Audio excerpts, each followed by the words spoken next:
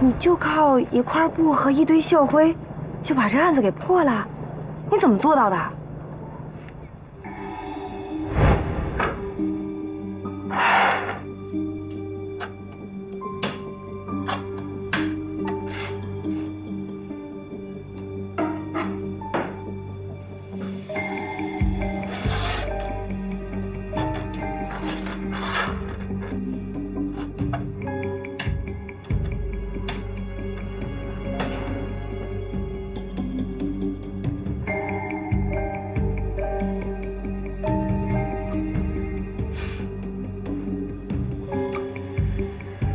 哎呀，这是什么世道？逼着大学教书先生都去做绑匪了。赶快把你底下的人都派出去，重点是顾衣铺，只要有人来买长衫，就立刻回局里报告。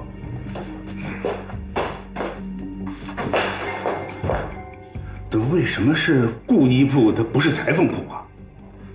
大学是个世道尊严的地方，这个人虽然已经穷得靠做绑匪为生了，但起码的面子还是要装的。上课总不能一身短打吧？而且去裁缝铺做一件新长衫，至少得1个星期，而且价钱昂贵，所以他只能去顾衣铺买一件2手长衫。他要是有2件长衫怎么办啊？不可能。扯下来的这块布，是他长衫的左边大襟。这个人长期佩戴一条红色的围巾，而且这个围巾从来没有换过。围巾长时间和布料的摩擦已经起了球，而且布料的纤维已经很薄了，说明他在每次清洗之后都拧得很用力，而且是绑在烟囱上烘干的。要不是急着等着穿衣服的人，谁会这么去晾衣服？经过这些细节的判断，我断定他没有第2件长衫。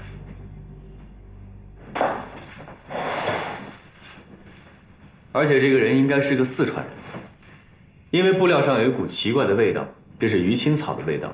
只有四川人会拿这种奇怪的草药去做早餐，时间长了，味道就粘在布料上。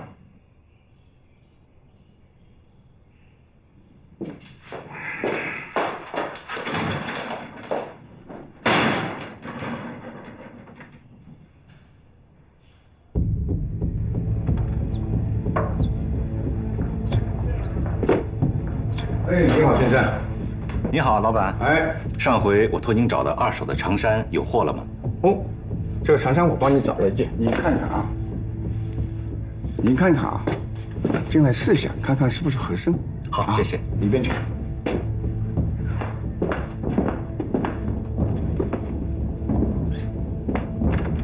不许动。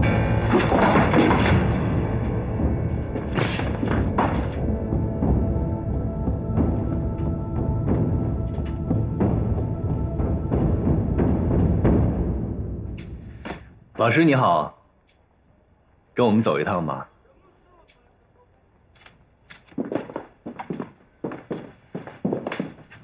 局座，这案子有些蹊跷啊。有什么蹊跷啊？这人绝对不是普通的绑票。不是绑票是什么呀？江洋大盗，嘴硬骨头软，不会这么难缠。这个人喝辣椒水跟喝白开水一样，心里一定有什么东西支撑着他。所以我断定他绝对不是普通的刑事犯。这跟你有什么关系？怎么没关系？我从不抓政治犯，我可以上抓贪官，下抓盗匪，但我从不问政治，不碰主义。你说你有什么资格在我这儿说你抓什么不抓什么呀？不要以为破了几个案子，尾巴就翘到天上去了。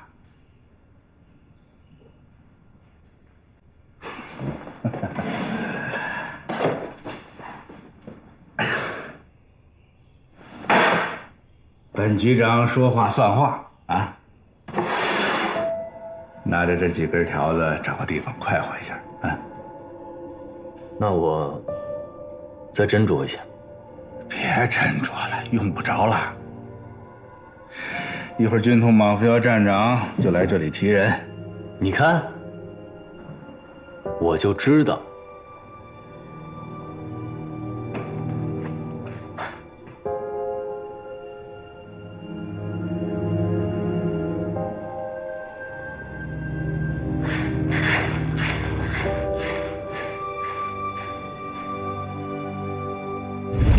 想到刑事侦查还有这么多名堂呢。哎呦，这都不算什么，这要不是抓的是我们秦处长，这案子更有意思。哎，那后来呢？后来怎么样了？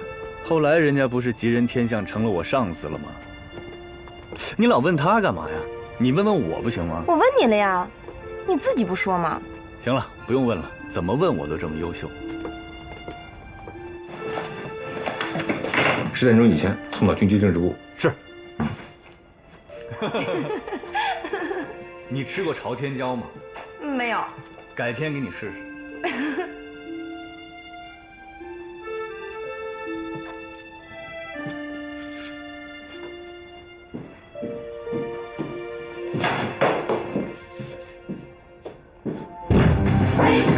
一个都不许放过！怎么回事？长官，是老板吗？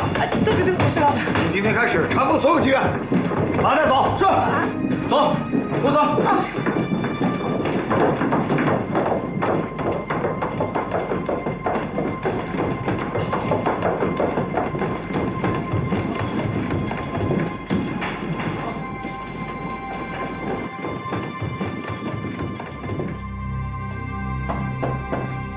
进来。老师。啊，小雪啊。啊。今天怎么这么早？我昨天晚上没回家，咱们处不是没给耶律配发武器吗？我怕他路上不安全，所以就悄悄送了他一程。结果被他发现了，非要送我回来，我就在档案室猫了一宿。哦，好的，辛苦了。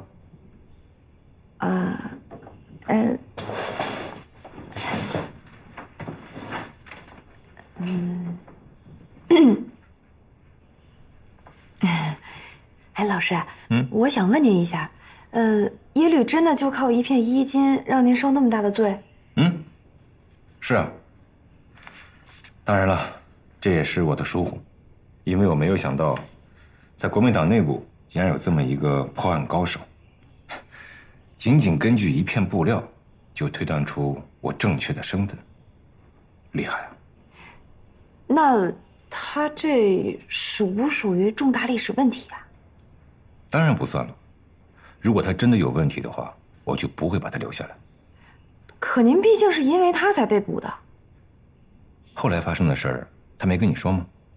没有，您快给我讲讲。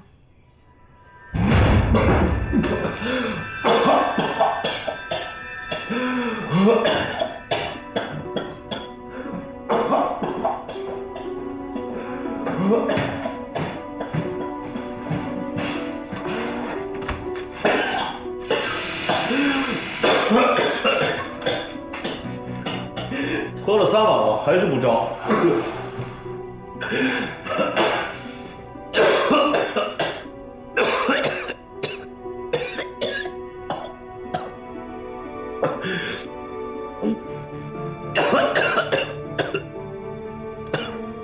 我来吧，你们先出去歇会儿。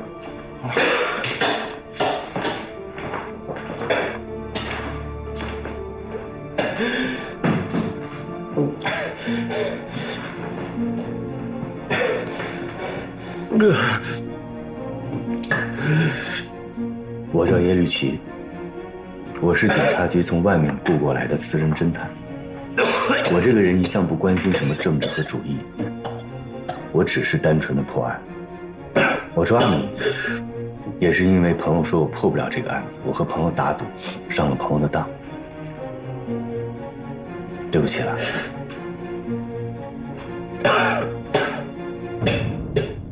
我现在也没办法放你出去，但其他有什么能帮上你的，你尽管开口。我凭什么要相信你？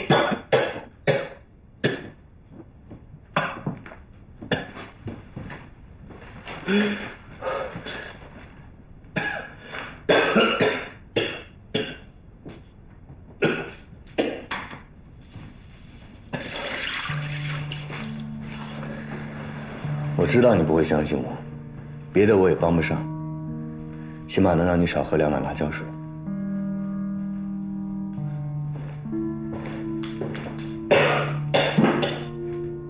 等一等，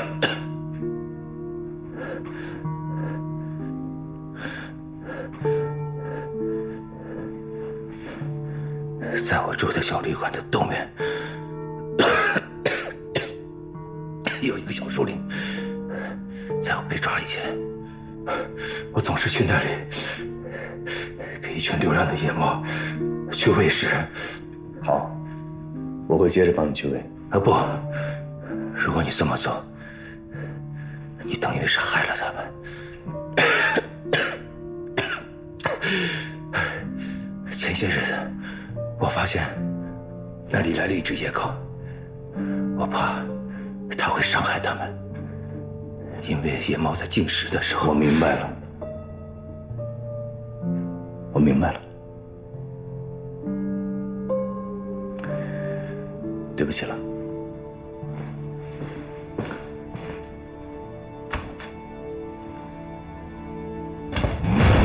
小树林里给野猫喂食的破丝碗，其实是我跟同志们报平安的一个暗号。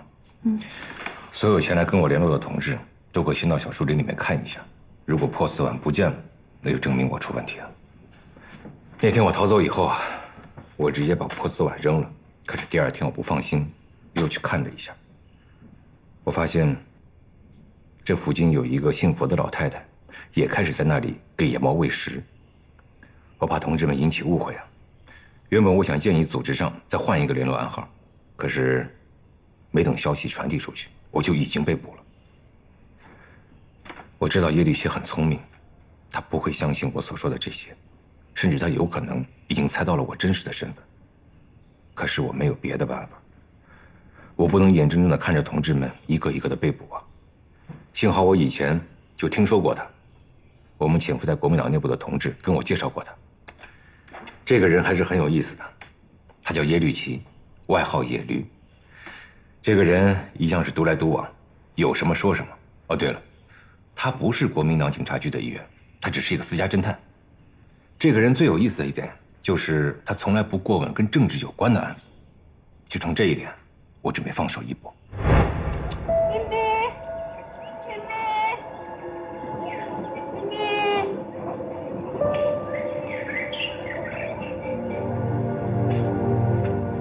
咪咪，来吃啊！老太太，你在干什么呢？我在喂猫呢。我是警察局的，你知不知道这里不准喂猫了？因为猫有很多细菌，怕有传染病。以后我们每周会来巡逻3次，如果发现这里再有猫食，我们就往这里下毒。啊，好，我不喂了，不喂了。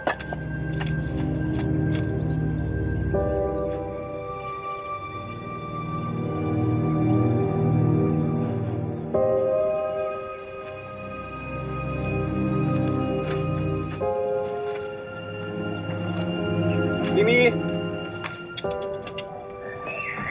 咪咪，跟我来。咪咪，那几天我本来也是要跟您联络的，因为没看见猫食碗，所以我才没有贸然的去旅馆。那这么说，耶律也算是救了我一命。也算。这事儿得告诉孙组长。耶律等于将功补过，也可以说是对革命有功。要不您在全处的大会上讲一下吧？这个不可以，小雪啊，现在的情况比较复杂，我们就说档案室2次失火，而我们查不到一点线索，这就说明在我们的内部就有敌人的特务潜伏。也是出于对叶利奇同志的安全考虑吧，他以前的这段历史，你不要跟任何人提起。我明白，但是老师，您能不能私下里跟孙组长谈一下耶律的这个立功行为啊？免得他总对耶律另眼相看。可以。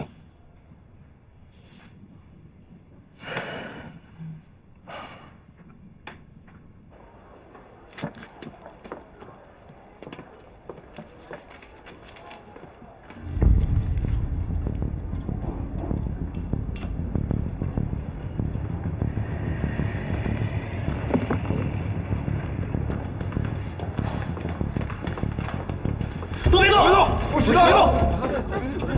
快交出来！快点！看什么？看什么？别动！回去！别动！记得交出来！别动！别动！动！对，军管会办案，抓的就是你们，带走！下来！下来！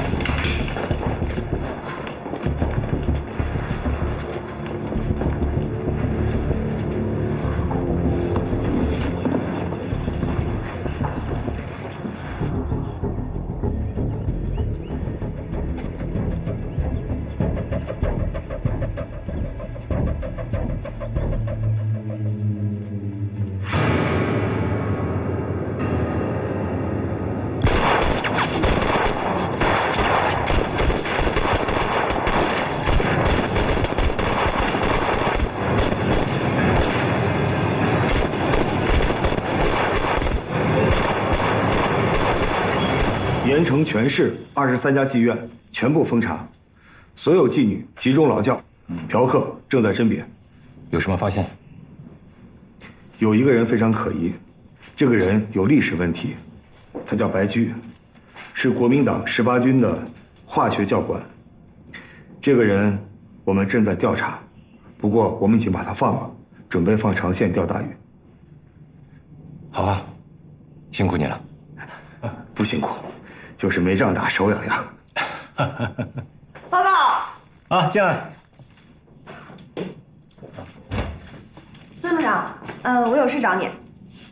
哦，是关于给叶绿旗表功的事儿吧？啊。处长跟我谈过了。我还有个建议。有建议尽管说。我觉得张夫人身边应该有一个我们的同志，一来是为了监督她，二来呢是为了保证她的安全。这个问题我也想过。咱们保卫处的女同志本来就少，仅有的那么几个还都是法医或者内勤，像我们政保组更是一个和尚庙，一个女同志都没有。我请求担负这个任务。小雪，本来我打算请你帮我监视耶律齐的。处长不是已经跟你讲过耶律曾经帮助过地下党的事情吗？你为什么还盯着他不放呢？他干过一件好事，未必代表他就是好人，更何况他可能是在无意当中才帮到秦处长的。孙组长，咱们处留用的旧警察不下100人，你为什么就盯着他呢？难道我不应该盯着他吗？全市行动封查妓院，别人没查着，倒把他堵在里边了。像这样一个道德腐朽、没落的人，难道我不应该盯着他吗？那会不会是他在调查案子的时候碰巧在那儿啊？哪有那么多的碰巧？看着不像啊。小许，一个人会不会端案，跟他是不是好人没有关系。你跟他平时接触，要多观察他的一举一动。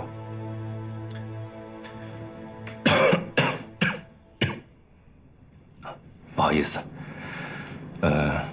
孙组长，我觉得我们当前还是要把注意力放到马扶摇身上。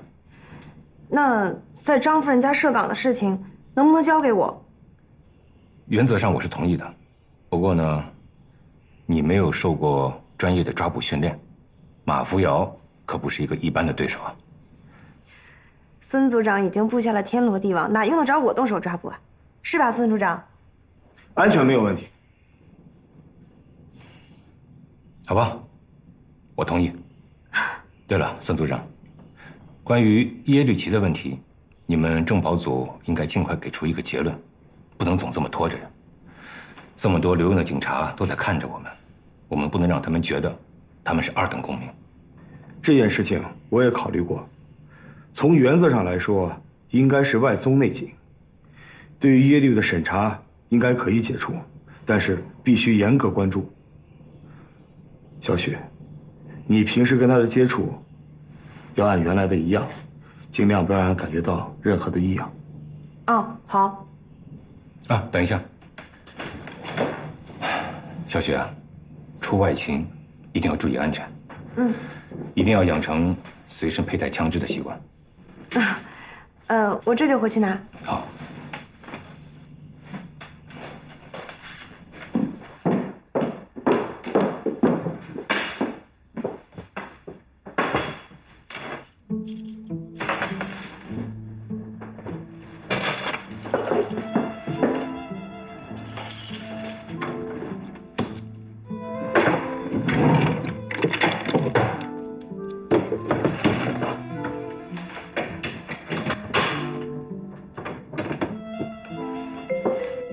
还怕我偷你枪啊？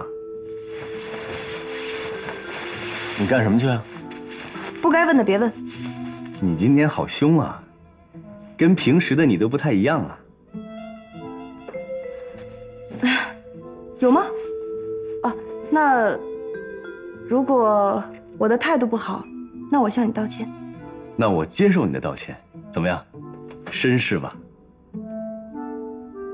哼哼。小雪啊，咱们都是革命同志，能不能稍微给我透露点？再说了，万一我要是有什么疑问，我向谁去请示啊？档案室应该没什么急事儿吧？你可以放着，等我回来再说。那你什么时候回来呀？说不好，孙组长那边的任务我不方便向你透露。哦，那我能摸下你的枪吗？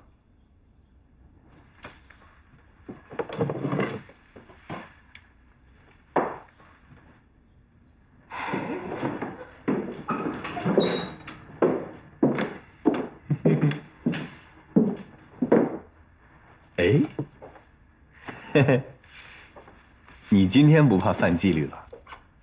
啊，老师已经把你的功劳都告诉孙组长了，估计马上就会对你宣布结束审查。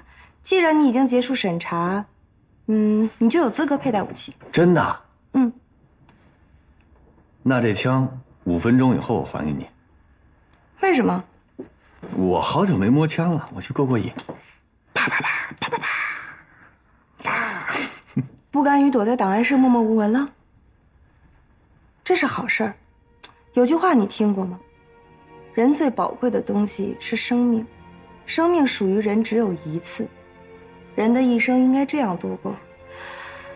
当他回首往昔，不会因为虚度年华而悔恨，不会因为碌碌无为而羞耻。在他临死的时候，他就可以这样说：我把我的整个生命和全部精力都已经献给世界上最壮丽的事业，为人类的解放而斗争。你刚从孙大虎那儿回来吧？你怎么知道？你这么说话特别不像你。讲讲道理有什么不应该的吗？应该。叶律同志，我希望你在发挥个人才智的同时，也要注意品德修养。好，我听从长官的教诲，我一定投身到壮丽的事业中去，为共产主义而奉献终身。好，那我现在可以去靶场练枪了。可以，注意安全。你今天为什么穿便装啊？工作需要啊。啊，特漂亮，特别漂亮。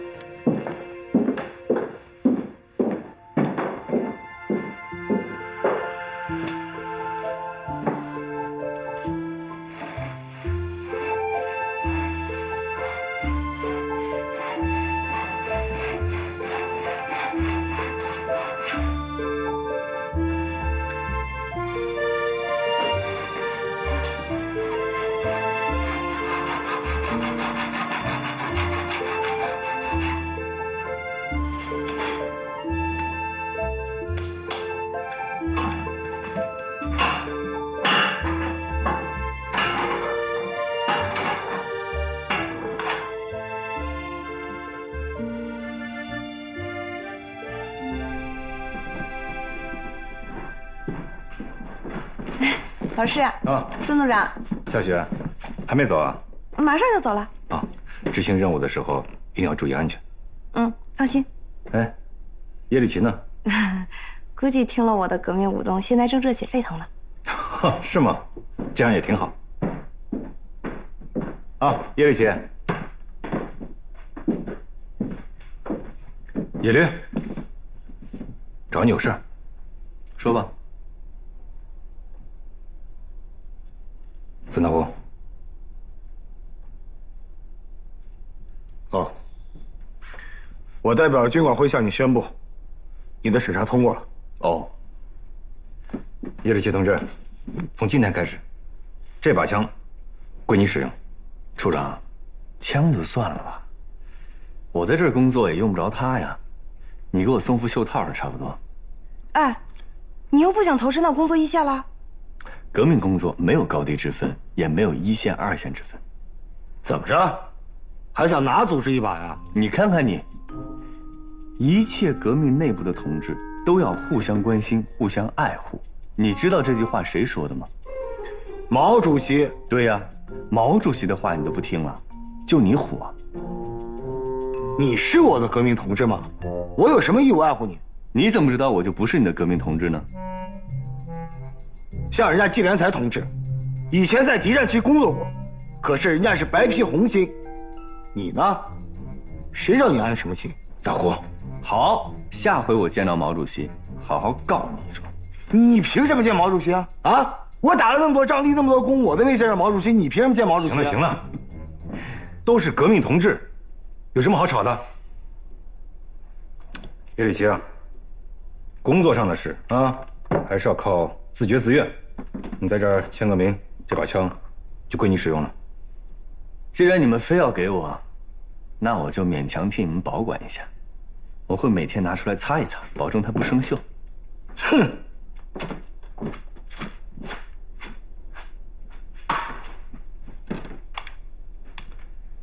谢谢了。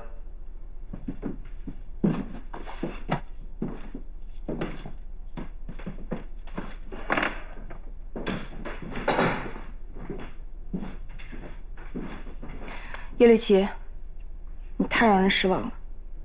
等会儿，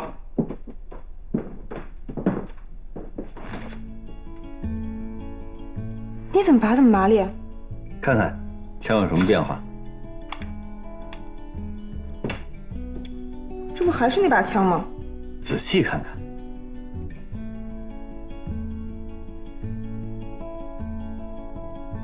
把我水生错了，你让我怎么交代呀？你拿这把枪是干什么用的？杀敌。你连枪的属性都没有摸清楚，你怎么杀敌啊？那不是笑话吗？这种枪，首要的任务是自卫，而它的准心是最碍事的。以前我们有好几个同志，就是因为在关键时刻准心卡在了腰带上，没有把枪拔出来而丧了命。你把腰带系上。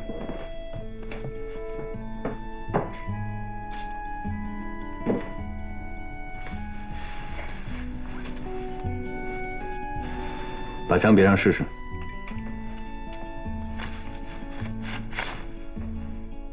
拔枪。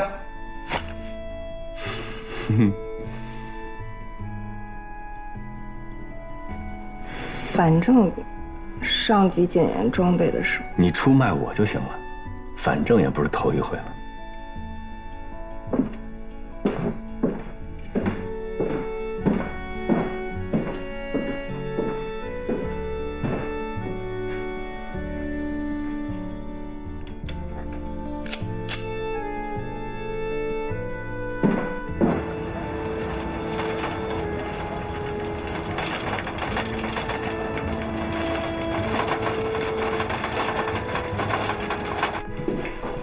人呢？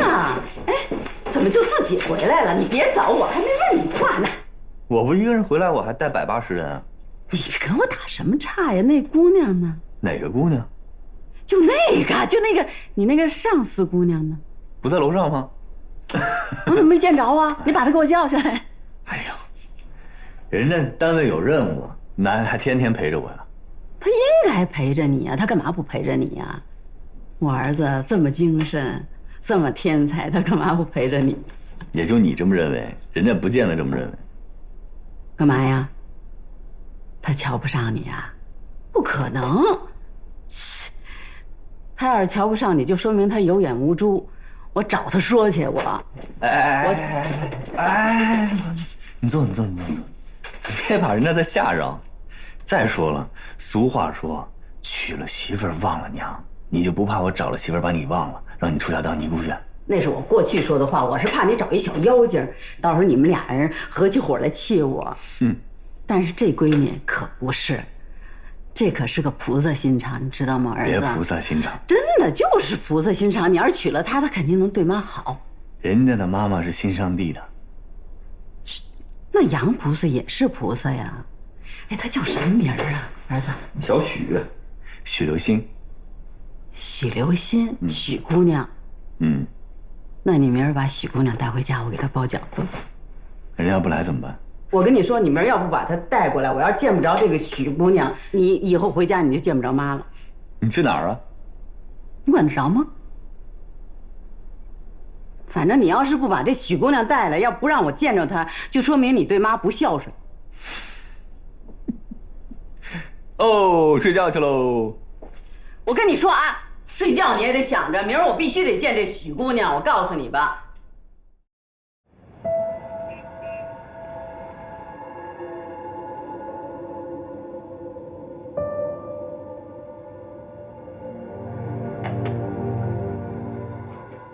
你今天好凶啊，跟平时的你都不太一样啊。如果我的态度不好，那我向你道歉。你干什么去了？不该问的别问。那你什么时候回来？说不好，孙组长那边的任务我不方便向你透露。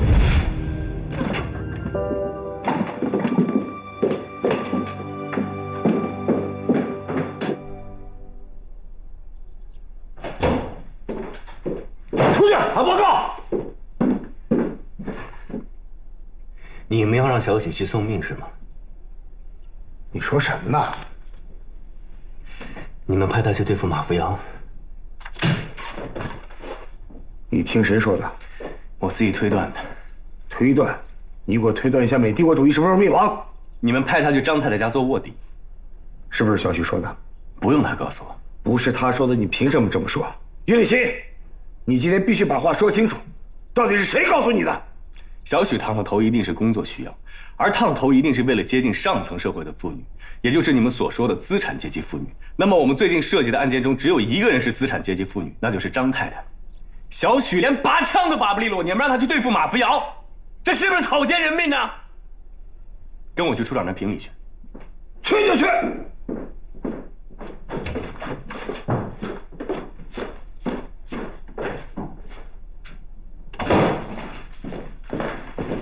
处长，他们政保组的案子，凭什么要让我们档案室的人去冒险？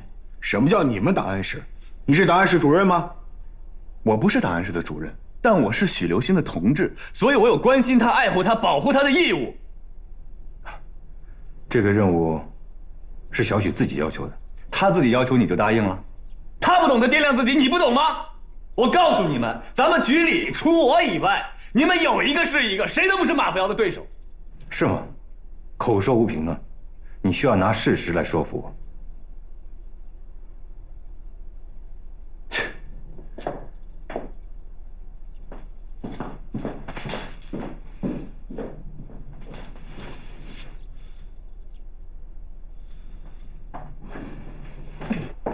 烤红薯，付钱不要钱。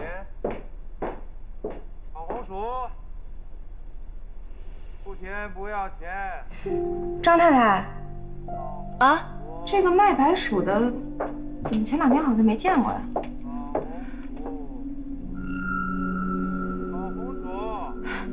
我没在意，谁关心他们这些下人的事儿啊？现在是新社会了，人人平等。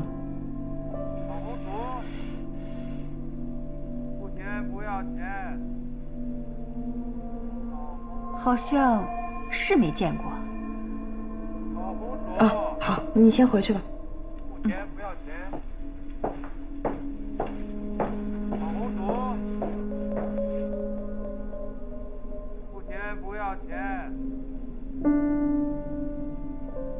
烤红薯，付钱不要钱。烤红薯。哎，你站住！姓名？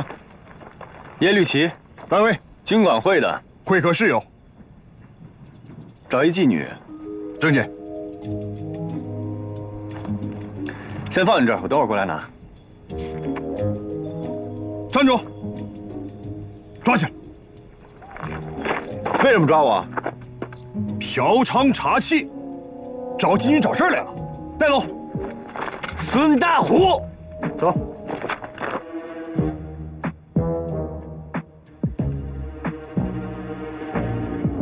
这证件，你哪儿来的？我跟你没话说，打电话问政保组。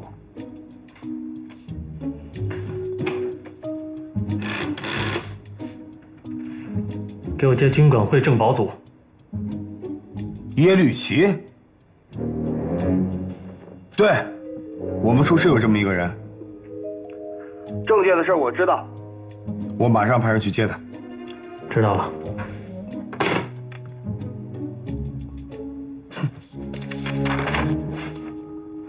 真是军管会的人？那你证件上这个嫖娼查记章是怎么回事啊？给他松开！别动！我要让那个接电话的人亲自来给我松绑。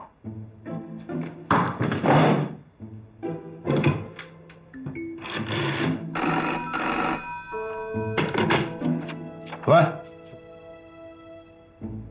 什么？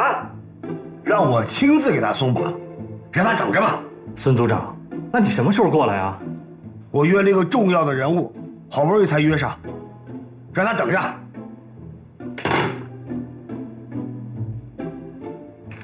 听到了吧？孙组长现在有事儿，要不我们先给你松开算了。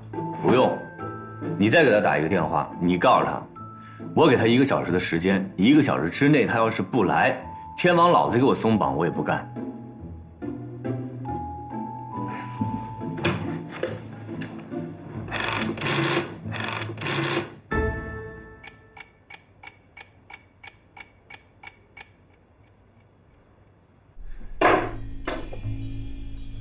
就这么多了，都拿去吧。我们这也是为了反共大业，房大明星何必生这么大的气呢？反共，共产党满大街都是，怎么没见你去反？跑到我这儿来欺负我一个妇道人家。哎呀，这共产党啊，他现在是严格管理真金白银。你说这首饰真的交给了马站长，他也没办法兑现呀。还是请房大明星拿点现大洋吧。没有。房大明星也是个明白人，听说你想移民香港了。这如果共产党知道了你跟马站长的关系，你觉得他们会让你走吗？这临来的时候啊，马站长再三的跟我讲，房大明星啊是个念旧的人，这个忙呢你是一定会帮的。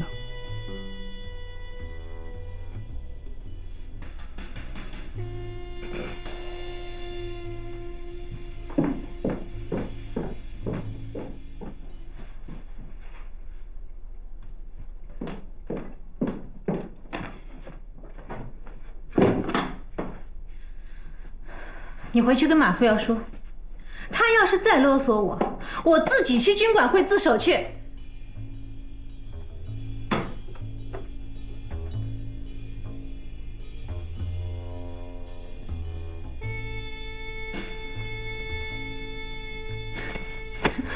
知不知道我跟马副要什么关系啊？树倒猢狲散，你现在还把自己当成个电影明星端着呢？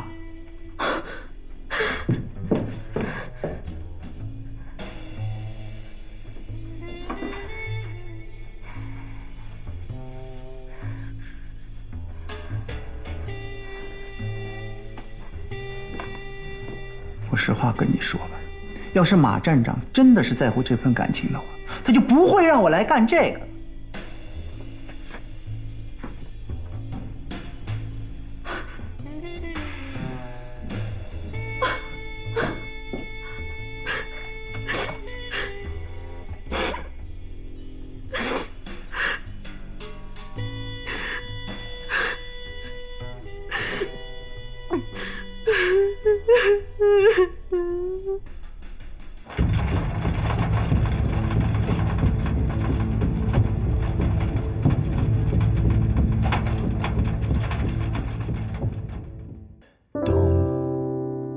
月光下的城，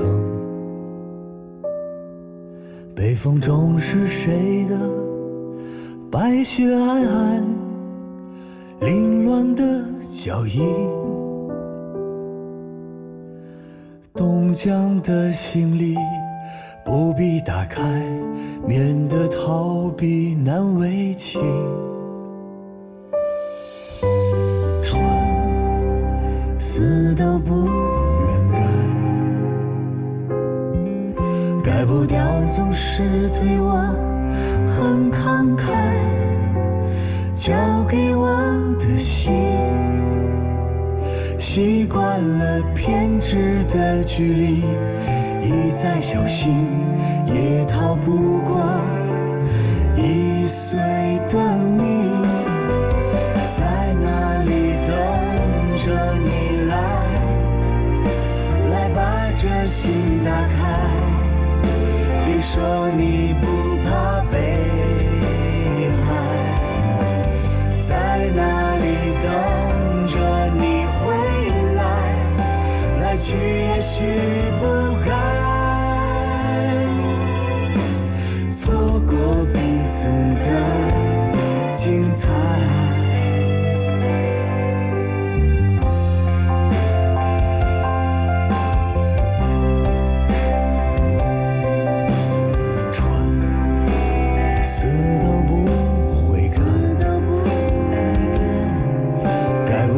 总是对你很慷慨，交给你的心，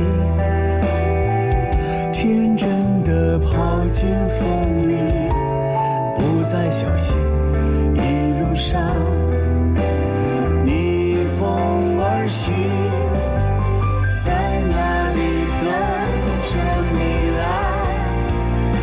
来把这心打开，别说你不愿被爱，在哪里等着你回来，来去也许不该错过彼此的精彩，在哪里等着你来把这心打开，别说你不愿被爱，在哪里等着你回来，来去也许不该错过彼此的精彩。